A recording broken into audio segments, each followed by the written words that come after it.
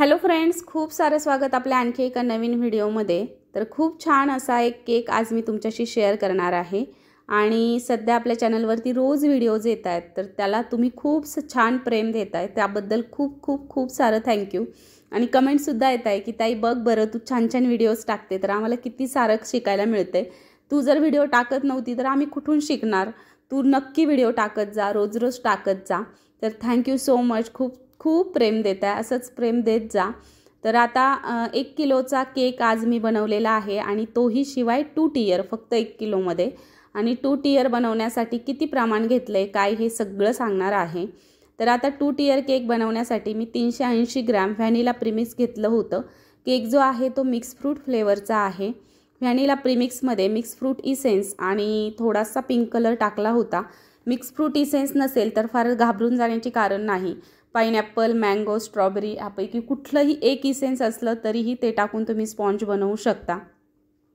आणि त्यानंतर 3 इंच आणि 6 इंच असे 2 टीन इथे मी वापरलेले आहेत। इथे बघू शकता फिनिशिंग किती सुंदर झालेली आहे, अगदी परफेक्ट फिनिशिंग झालेली आहे। खूप सारे व्हिडिओज आपल्या चॅनलवरती आहे। माझ्या केकची फिनिशिंग जी आहे ना, तर ती मी एकदम छान करते। मला स्वतःलाच कसंही नाही आवडत, एकदम परफेक्ट झाला पाहिजे केक, छान गेला पाहिजे कस्टमरला। या पद्धतीने शक्यतो असा अट्टहास असतो माझा। तर या पद्धतीने बघा, क्रीममध्ये मी पर्पल कलर मिक्स केलेला आहे। ब्लॉसमचा केक कलर इथे मी वापरलेला आहे आणि कलर केक म्हणाल तर खूप छान दिसतोय, खूप छान रेडी सुद्धा होणार आहे पुढे जाऊन। बेस करण्यासाठी 3 इंच आणि 6.5 इंच किंवा 6 इंचाचं टीन इथे मी वापरलेलं आहे।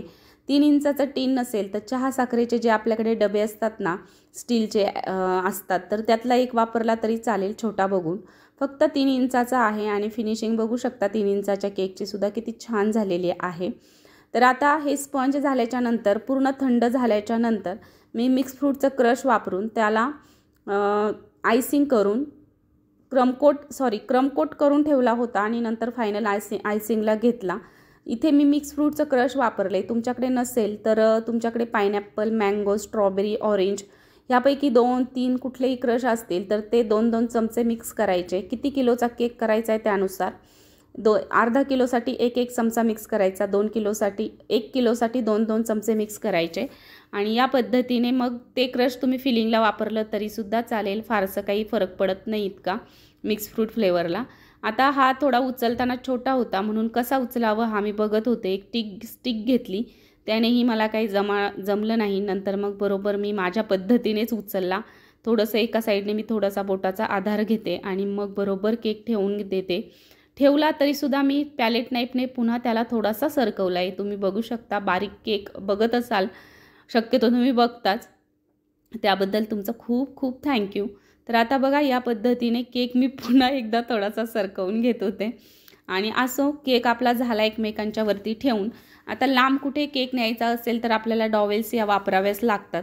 आता यामध्ये खूप मोठ्या डॉवेल्स टाकण्यापेक्षा मी या 2 प्रकारच्या स्टिक्स टाकल्या होत्या। रिस्क नको, केक जवळच जाणार होता, पण तरीही म्हटलं नको रिस्क कुठल्याही प्रकारची घ्यायला। तर आता या पद्धतीने स्टिक्ससुद्धा टाकून घेतल्या आणि केक सिक्युअर करून घेतलेला आहे, रिस्क नको म्हणून त्यासाठी। तर आता जी क्रीम उरली होती ना पर्पल कलरची, ती पायपिंग बॅगमध्ये मी भरून घेतली आणि या पद्धतीचे काही मोदक, कुठे काही रोजेट्स, मोदक नोझलनेच मी सगळं करून घेतलेलं आहे। आणि केक म्हणाल तर एकदम सुंदर तयार होणार आहे, एकदम क्यूट असा।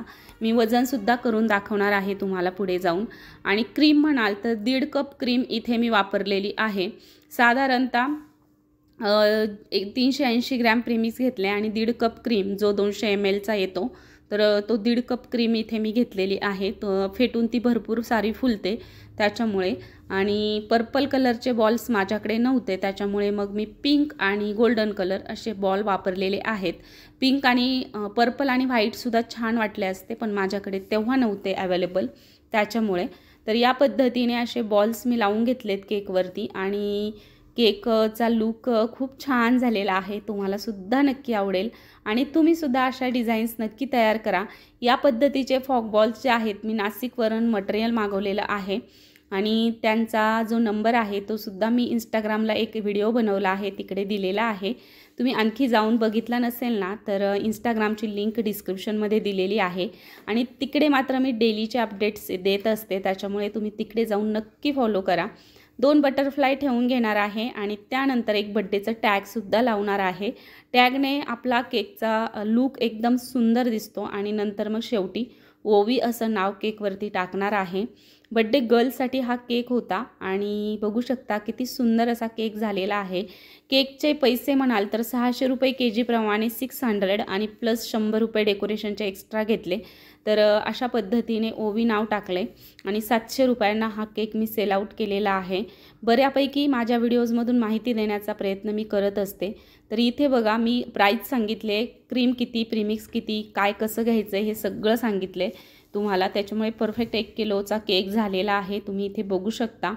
आणि केकचं वजनही दाखवलं मी तुम्हाला आणि लूकही दाखवते. तर या पद्धतीचा केक रेडी झाला आहे. होप यू गाईज केक तुम्हाला आवडलाच असेल. आवडला तर कमेंट सेक्शनमध्ये जाऊन एक पर्पल कलरचा हार्ट द्यायला अजिबात विसरू नका. लाईक करा, शेअर करा, सबस्क्राईब करा. भेटूयात अशाच एका छानशा नवीन व्हिडिओमध्ये. तोपर्यंत बाय.